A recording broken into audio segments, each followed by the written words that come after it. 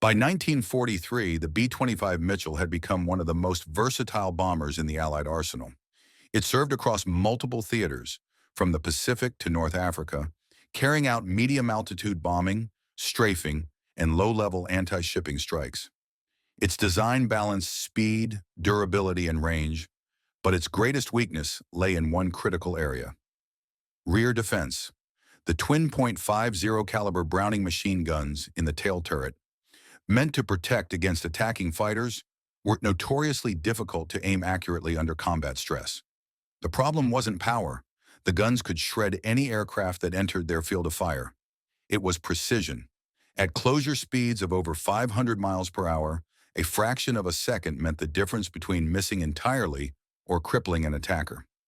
The tail gunners of the B-25 relied on optical sights and instinct, often firing bursts based on rough estimation rather than precise aim. Combat footage and debriefing reports showed that gunners expended vast amounts of ammunition for few confirmed kills. The issue was not simply skill, but geometry. The rear turret's field of vision was limited, distorted by vibration, glare, and reflections from the tail cone. The conventional reflector gun sight offered no depth perception, and its parallax errors increased with range. The result was that even experienced gunners found it almost impossible to maintain consistent accuracy during rapid maneuvers or when the bomber itself was jostled by turbulence or near-miss explosions. In late 1943, engineers from North American Aviation, working alongside the U.S. Army Air Force's Material Division, began to explore a solution. The goal was to improve gunnery precision without adding weight or complex electronic systems. Among the proposals reviewed was one based on a seemingly simple idea: using a mirrored periscope to stabilize the gunner's visual reference independently from the motion of the aircraft. The proposal came from a small design team assigned to turret development in Inglewood, California. They had studied combat footage frame by frame, identifying how gunners tended to overcompensate for perceived aircraft motion. When the bomber jolted, the gunner's head and sightline moved slightly out of alignment, producing systematic undershoot and overshoot errors. A mirror-based sight, mounted in a fixed housing and connected to the turret's traverse and elevation controls, could separate the aiming reticle's stability from the gunner's physical motion. At first glance, the concept seemed eccentric, even impractical. Test crews jokingly called it the crazy mirror, but the idea was grounded in solid optics and human factors analysis. The periscope system would project the image from a stabilized mirror assembly through a short optical path to the gunner's eye level. The mirror's angle shifted proportionally to turret movement, ensuring that the reticle remained aligned with the gun barrel regardless of minor vibrations or gunner movement. This modification, if it worked, promised not just a marginal improvement, but a fundamental change in how gunners aimed. Instead of reacting to what they felt, they would respond to what was optically constant: a stable sight picture free from the distortions of motion. Early prototypes were constructed from existing components: mirror glass, a compact prism, and a modified N8A reflector sight housing. The first assembly weighed under 5 pounds and could be fitted onto any existing B-25 tail turret without major redesign. In December 1943, the system was installed in a test airframe at Muroc Army Airfield, California, the same proving ground that would later host experimental jet programs. The B-25 used for testing carried both the standard optical sight on one side and the new mirror sight on the other, allowing for direct comparison under identical flight conditions. As the test aircraft climbed over the Mojave Desert, evaluators prepared for a series of gunnery trials. The test range had been marked with moving target sleds pulled by cables across the desert floor, simulating enemy aircraft at closing speeds between 300 and 450 miles per hour. The results that followed would surprise even the engineers who built the system. The first live-fire trials in early January 1944 revealed an immediate and measurable difference. The test gunners fired at identical moving targets using alternating systems, first with the standard reflector sight, then with the new mirror assembly. Range officers recorded hit dispersion using high-speed cameras and triangulation equipment positioned along the range. With the conventional sight, typical hit patterns formed wide elliptical spreads, the majority of rounds striking several meters away from the moving target line. This result was consistent with previous Army Air Force's data showing an average effective hit rate of less than 8% for tail gunner engagements beyond 400 yards. Then came the test with the mirror system.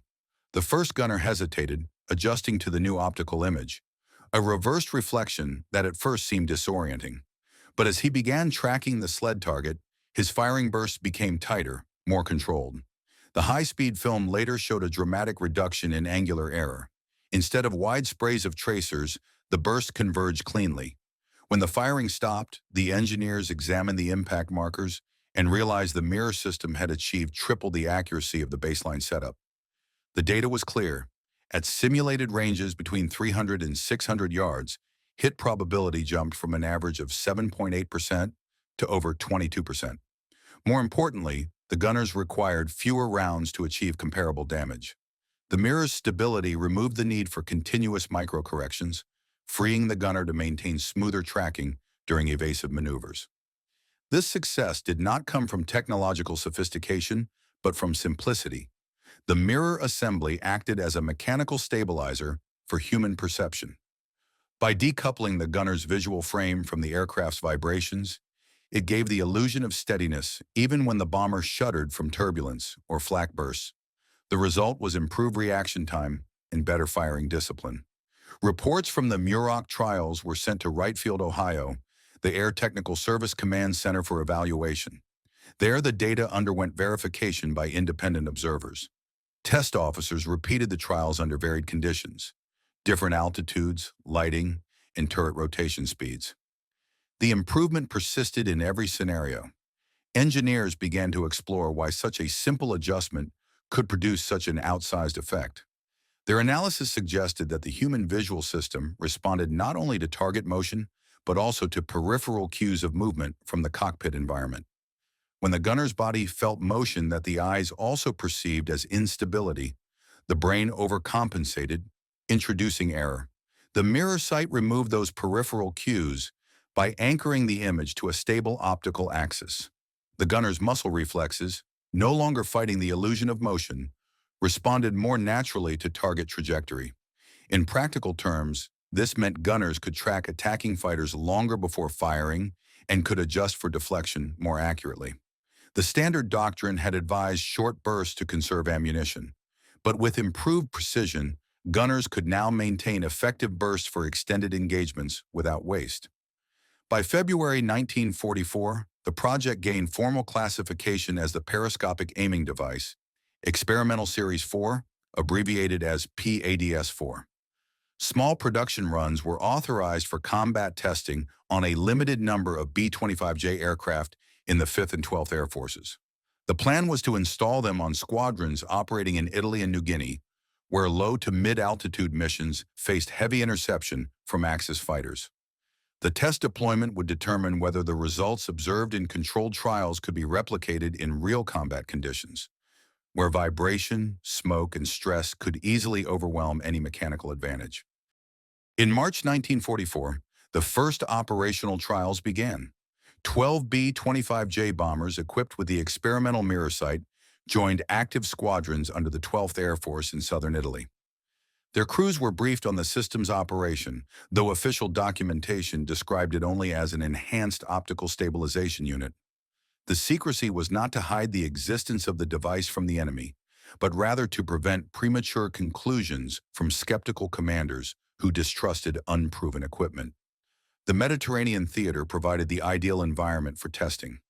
Luftwaffe and Regia Aeronautica fighters still conducted aggressive interceptions against Allied bombers striking targets in northern Italy, Yugoslavia, and the Balkans. These encounters gave the rear gunners plenty of opportunities to test the system under real stress. After the first 2 weeks of missions, reports began to filter back to engineering liaison officers. Gun camera footage showed distinct differences in the gunnery patterns. With the mirror system, the tracers appeared smoother, more concentrated. In engagements with Messerschmitt Bf-109s and Machi C-205s, tail gunners were scoring confirmed hits at ranges where ordinary optical sights produced only suppression fire. Crew feedback was cautious but consistent. One after-action report from the 321st Bomb Group stated that the new mirror aiming aid allows steadier sight picture under evasive motion and decreases eye strain. Another report from the 340th group recorded a measurable reduction in ammunition expenditure. The average per sortie fell from 2,800 to roughly 1,900 rounds. That reduction, when extrapolated across a full bomber wing, represented thousands of pounds in saved logistics per month. Right field analysts compared these field results with training data and concluded that the mirror sight effectively increased combat efficiency by more than 25% in defensive firing. Statistical modeling suggested that if the modification were adopted fleet-wide, the potential increase in bomber survivability per formation could exceed 12%, a dramatic number in strategic terms. The simplicity of the device also meant it could be replicated easily in field workshops. The mirrors themselves use coated glass similar to that in standard periscope optics, and the housing required only aluminum and plexiglass components already present in turret assembly kits. Mechanics could retrofit an existing tail turret in under 4 hours without removing the entire unit. This practicality led to requests for additional kits. By mid-April, 30 more units were shipped to forward bases in Foggia and Corsica. Parallel tests began in the Pacific under the 5th Air Force, where B-25s flew low-level attacks against shipping and airfields in the Bismarck Archipelago. There, accuracy meant survival. Enemy fighters often attacked from the rear quarter, exploiting the bomber's limited rear visibility.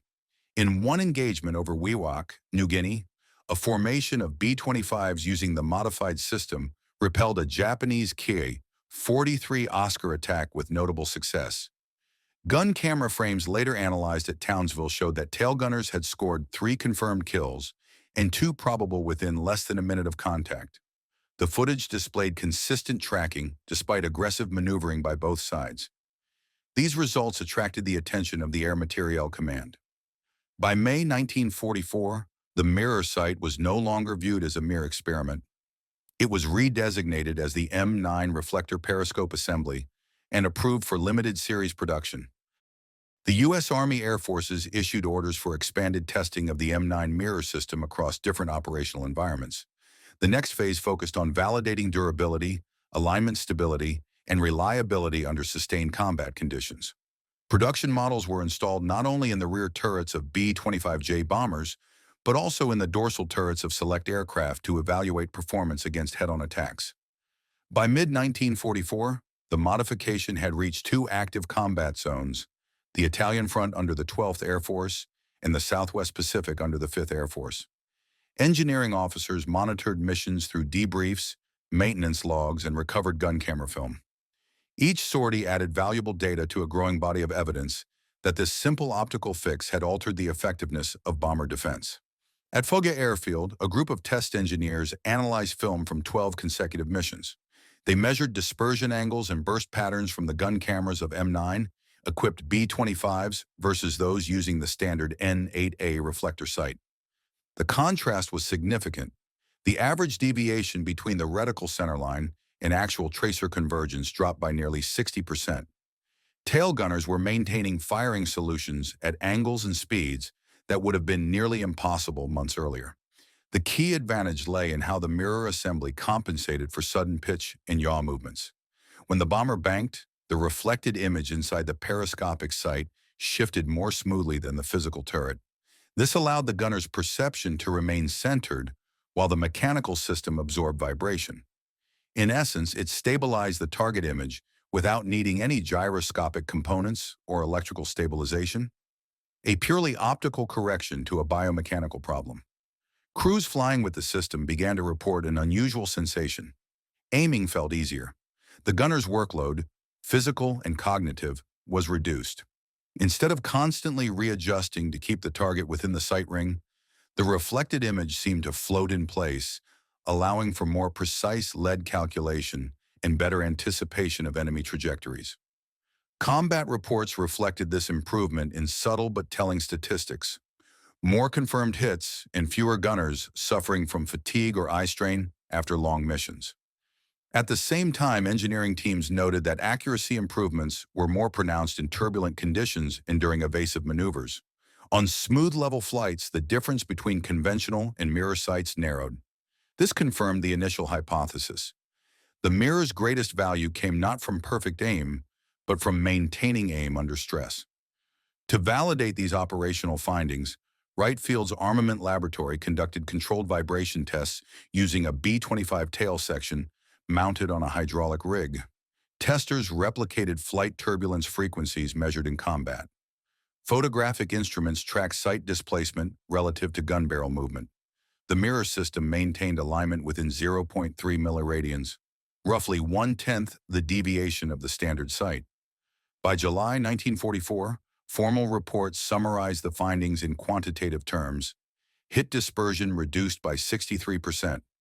Average engagement time extended by 40%.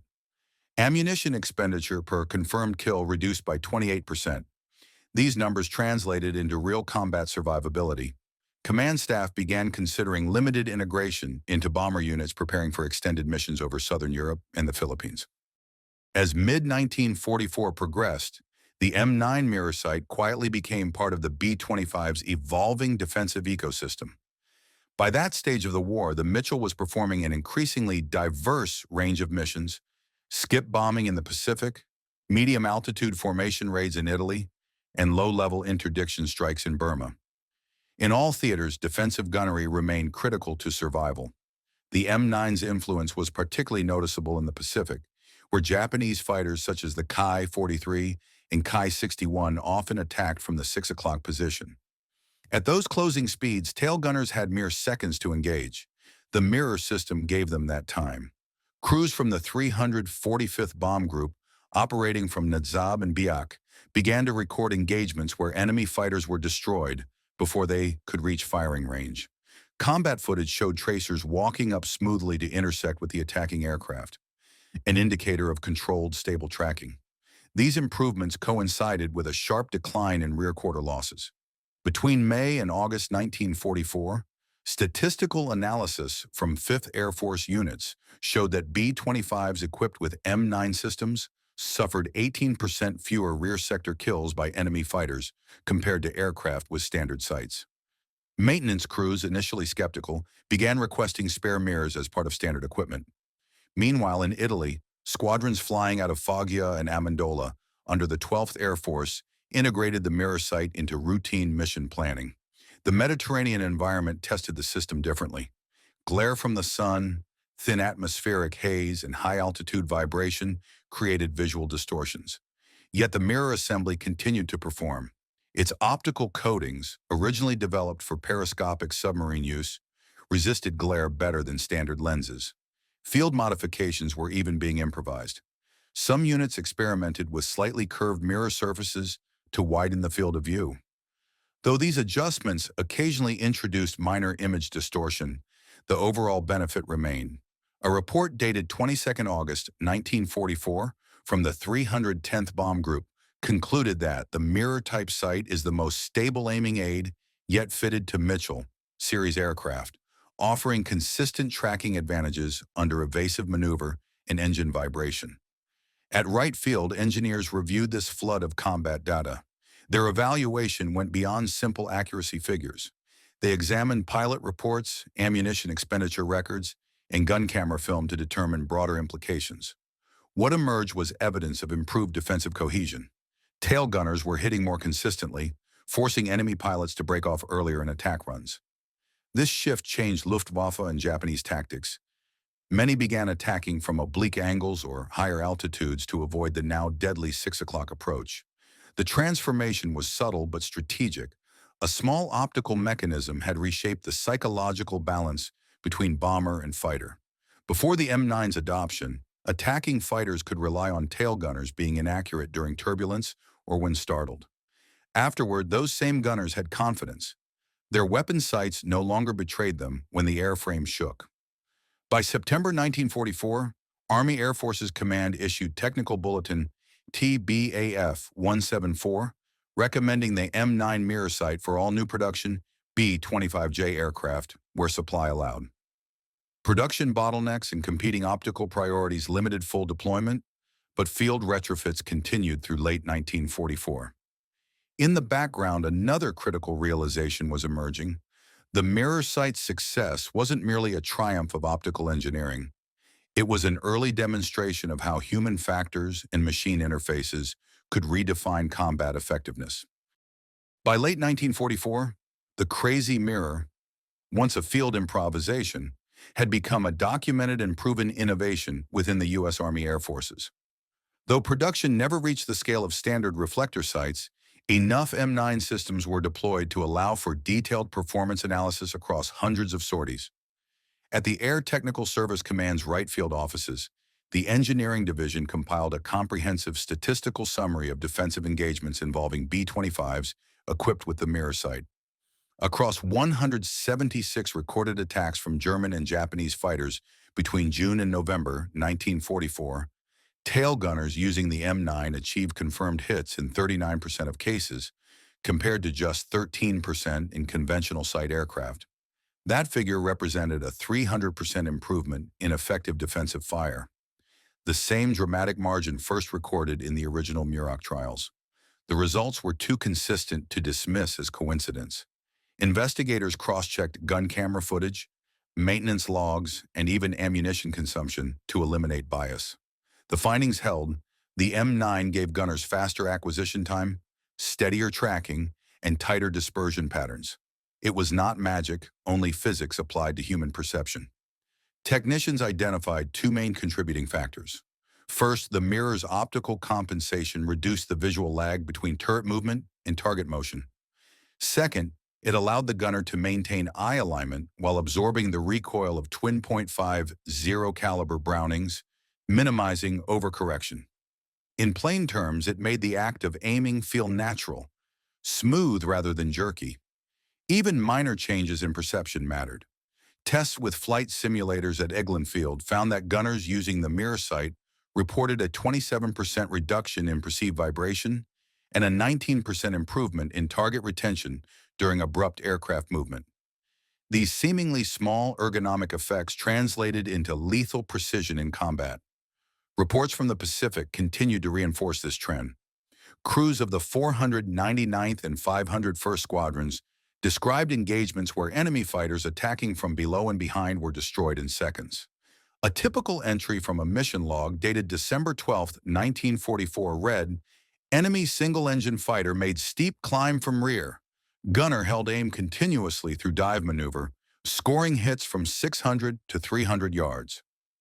Fighter disintegrated midair." It was this kind of performance that drew attention from ordnance officers studying mid-war aircraft survivability.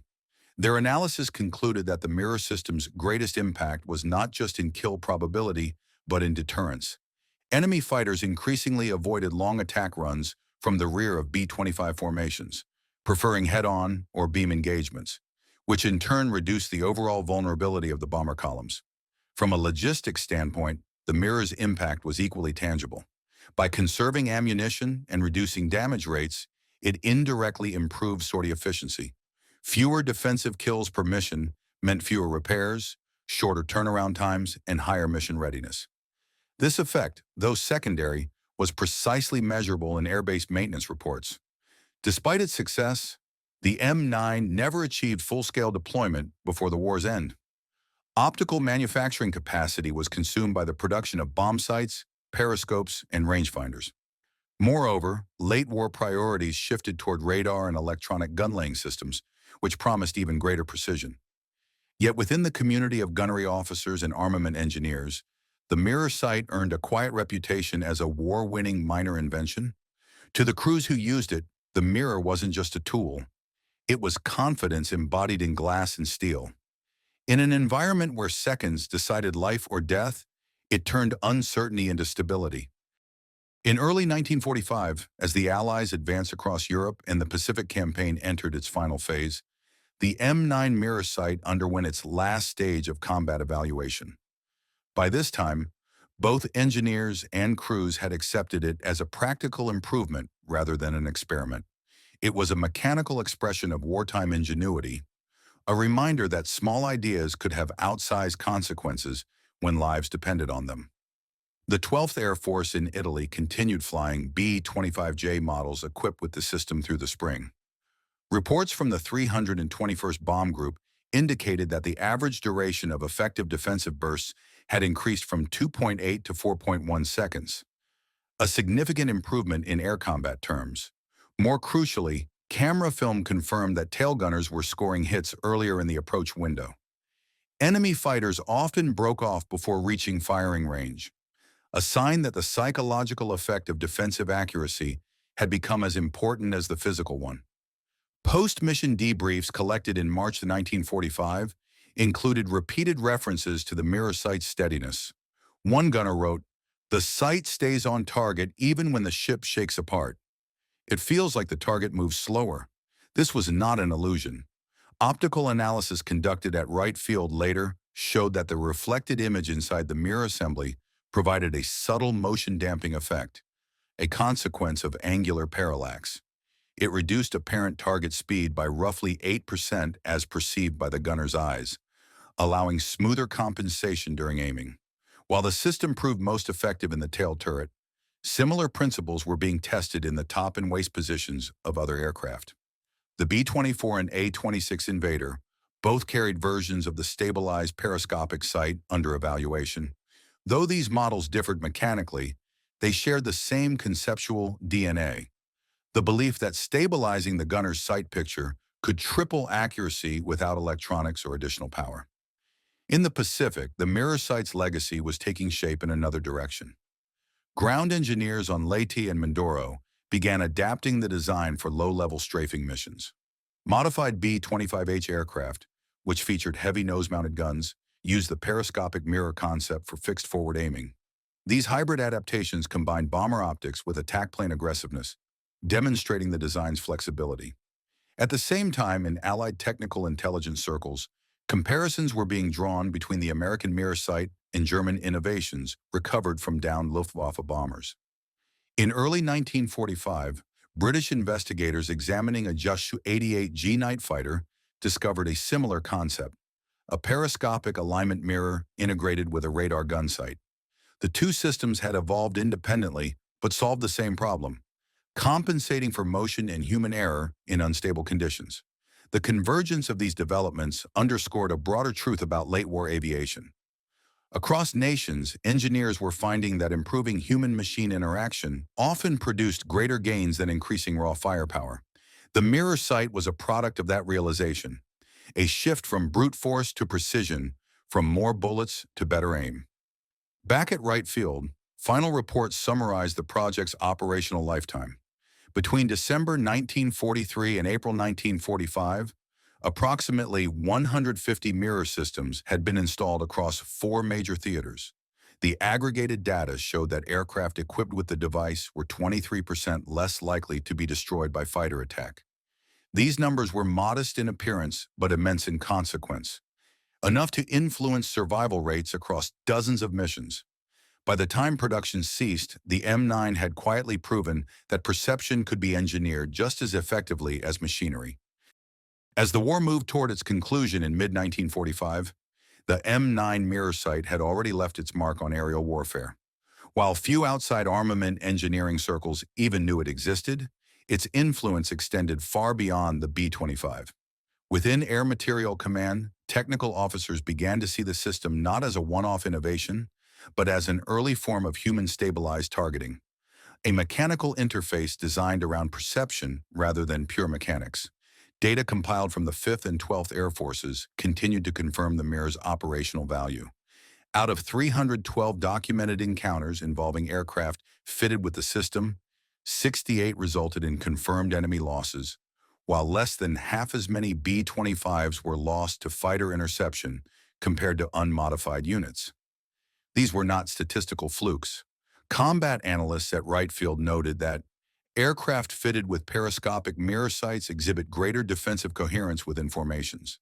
In other words, bombers with the system didn't just shoot more accurately, they helped keep the entire formation alive by deterring attackers. This deterrent effect became evident in the final months of the war over the Philippines and Okinawa, where Japanese pilots, facing heavy resistance, began to alter attack geometry. Instead of the once common 6 o'clock pursuit, they favored high-angle dives or head-on passes, patterns that minimized exposure to tailgun fire. American after-action reports specifically cited improved rear gun precision as a factor behind these tactical shifts. Meanwhile, a parallel program at Eglin Field evaluated the mirror's long-term mechanical endurance. Test rigs simulated 400 flight hours of vibration and temperature fluctuation. The optical surfaces showed negligible drift, and the alignment mechanism remained intact despite repeated firing cycles from twin .50 caliber guns. Maintenance crews reported that mirror calibration required adjustment only once every 75 flight hours, an extraordinary reliability rate for a device designed in wartime with limited resources. At the same time, armament engineers were already thinking ahead. The M9's optical principles directly influenced the design of the later K-14 gyroscopic gun sight, which entered widespread use in fighter aircraft. Though the K-14 relied on moving gyros and electronics to compute lead automatically, its designers at the British American Optical Research Laboratory cited the M-series mirror sight as an early conceptual foundation, proving that stabilizing the human point of view could multiply accuracy more effectively than increasing rate of fire.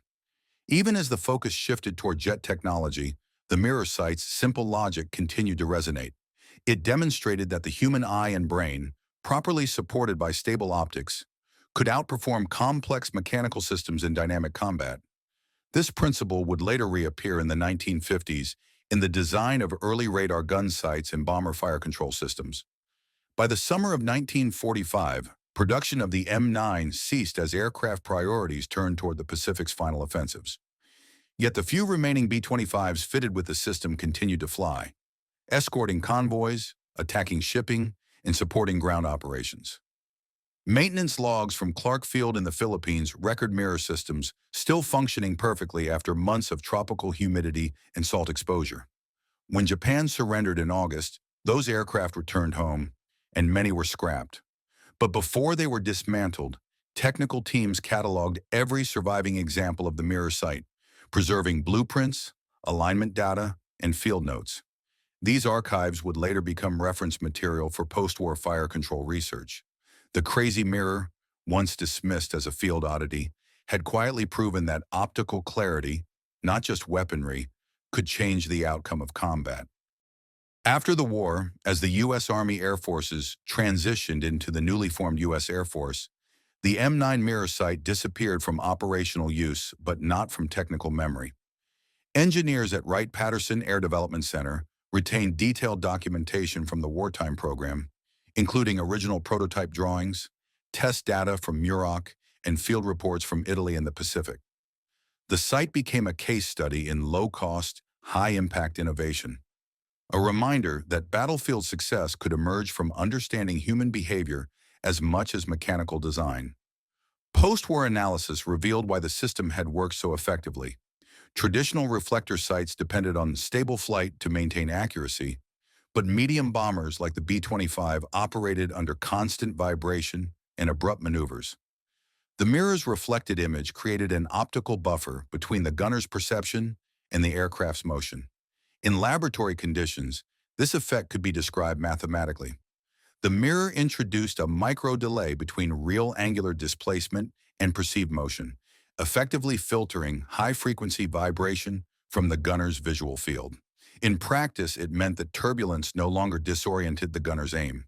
The Air Research and Development Command later published an internal report in 1947 titled Human Optics in Aerial Gunnery Systems. The M9 featured prominently as an early example of mechanical vision stabilization. The document concluded that optical isolation of the observer from the platform's vibration improves targeting efficiency to a degree equal to or greater than power-assisted gun control. That insight would later inform the design of gyro-stabilized turrets and bubble canopies in Cold War aircraft. Captured German research reviewed during Operation Lusty revealed similar conclusions. Luftwaffe laboratories had also experimented with periscopic optical alignment systems for defensive gunners on Ju-388 and Do-335 aircraft. These programs never reached deployment, but they confirmed that both Allied and Axis engineers were converging toward the same understanding. The bottleneck in aerial accuracy wasn't weapon technology. It was the human sensor interface. At the same time, field reports from the Pacific Theater were archived and statistically modeled at RAND and MIT's research division. Analysts quantified the mirror's contribution to mission success probability. In simulations comparing 1,000 sorties, B-25 formations equipped with the M9 system showed a projected 9.4% increase in survival rate compared to baseline formations. That figure aligned with wartime operational records, a rare validation of field data through post-war modeling. The M9 also influenced how the Air Force approached pilot and gunner training in the following decade. Manuals began emphasizing visual fixation, horizon independence, and target anticipation. Techniques indirectly derived from mirror sight training notes. These principles later evolved into pilot scan discipline, a foundational skill in jet-age flight training. By the late 1940s, as automated radar gun sights and early analog computers replaced mechanical optics, the M9 was quietly retired from inventory. Yet its design philosophy endured. Engineers who had worked on the project, including several later assigned to fire control systems for the B-47 and B-52, acknowledged that the mirror sight had shaped their understanding of human-centered design. They had learned that solving the problem of stability did not always require complexity. Sometimes it required only that the machine and the human move together more intelligently. For historians, the M9 story exemplified the hidden layer of technological evolution beneath the grand narratives of the war. It was not a weapon that won battles outright, but one that subtly shifted probabilities, enough to save aircraft, crews, and missions that otherwise would not have returned. By the time aviation entered the jet age, the crazy mirror had become an obscure footnote, yet its principles lived on in every stabilized camera, periscope, and optical tracking system that followed. By the early 1950s, the M9 mirror sight had been replaced by advanced gyro-stabilized and radar-assisted systems, but its influence lingered quietly in the DNA of post-war aviation. At Wright-Patterson and the Air Force's newly established Armament Development Center at Eglin, engineers often referenced the M9 in lectures and technical bulletins as the simplest stabilizer that ever worked. It became a touchstone in training new generations of designers, a reminder that innovation did not always come from complexity, but from observation and precision. In declassified evaluations published years later, the system was credited as one of several human integration milestones of World War II, along with the Norden bomb sight and the K-14 gyroscopic sight. Where those devices relied on mathematics and mechanical sophistication, the mirror sight succeeded by aligning human physiology with mechanical motion. It was, in essence, an analog understanding of the human brain's ability to process stable images amid chaos. Technical historians who revisited the project decades later described it as an example of emergent ergonomics, design shaped not by theory, but by battlefield feedback. Unlike many wartime inventions that existed only in laboratories, the M9 was born from observation. Engineers studying film of gunners missing targets due to shaking sights, then asking a single question: what if the sight could stay still even when everything else moved? Though never mass-produced, the M9 left measurable traces across several subsequent systems.